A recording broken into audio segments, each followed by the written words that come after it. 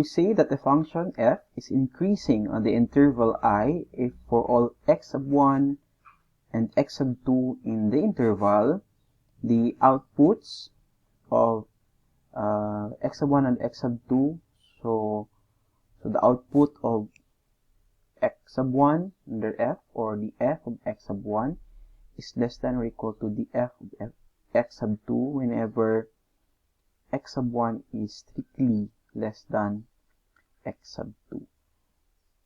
A function f is strictly increasing on the interval if for all x sub 1 and x sub 2 in I, the f of x sub 1 is strictly less than the f of x sub 2 whenever x1 is strictly less than x sub 2. So, bali tinanggal mo lang yung possibility na mag-equal yung dalawang outputs dito, no? So, kaya dito tatawagin na natin siyang strictly increasing. For strictly decreasing naman, or for decreasing function naman, so, instead of less than or equal, no, ito magiging greater than or equal. And for the strictly decreasing naman, so ito papalitan lang natin siya ng greater than instead of greater than or equal to. Let us visualize the definition using the following. So for this particular graph of the function, which is in blue, let us consider this one.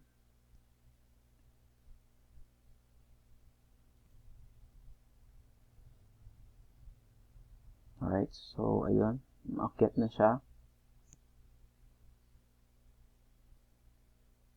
Okay, so from this point A here on X up to this point here on X, so napapansin niyo, no? That is our interval I kanina. So this particular interval in green. So on that interval, ay mula dito hanggang doon, these are the function values, no? So these are the f of x. Okay, so napapansin niyo, the f of x are strictly increasing from this point here up to this point here, or from on this interval. So increasing yung ating function. Okay, kung makikita nyo yung turtle is umaakyat siya up to that point kung saan siya nag-horizontal. Alright, so dito naman, yan. So, in blue, yung blue na values ng function, these are the values that are increasing. No? So, again, from this point on x up to this point here, ito. So, dito na interval, increasing siya. So, from this interval naman, up to this interval, no, on the x-axis. So, kung pansin niyo yung mga function values are in red. So, these are now decreasing on that interval. Then, from that interval up to this point here, no? So, mula dito na value ng x up to dito, blue na naman siya. Ibig sabihin, increasing na naman siya. And decreasing na naman siya up to that point. Whereas, itong naka-black naman are constant. So, ang f of x sub 1 dito, kunyari ito yung x sub 1 natin, ito yung x sub 2, are equal.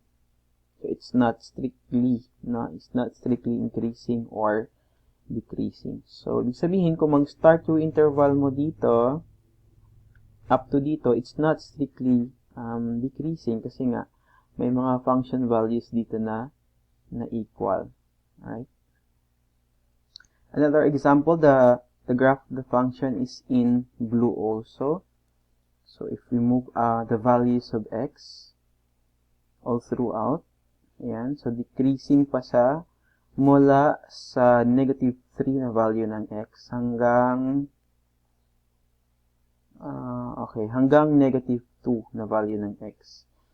So, kasi dito sa negative 2, no,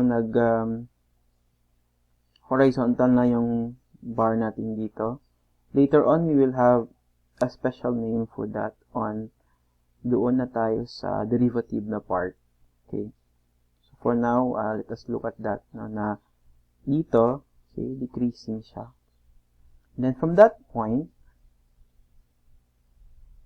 okay, increasing na naman siya. So, decreasing siya if that line is, this line here is red. Decreasing siya kapag mag-change na tayo sa green, right? Decreasing siya mula doon hanggang dito. Okay. Okay, so, from negative 2 up to that point, increasing. And it will continue to increase from that point up to this point here, of course, by looking at the graph, no? Increasing naman talaga siya. And then from this point here, bababa na naman siya for decreasing. Alright? So, ano yung mga interval na mga decreasing siya? Decreasing siya from 2 to 3. Decreasing siya from negative 3 up to negative 2. Alright? Increasing naman siya from negative 2 up to, what is this? 0. 0 pa.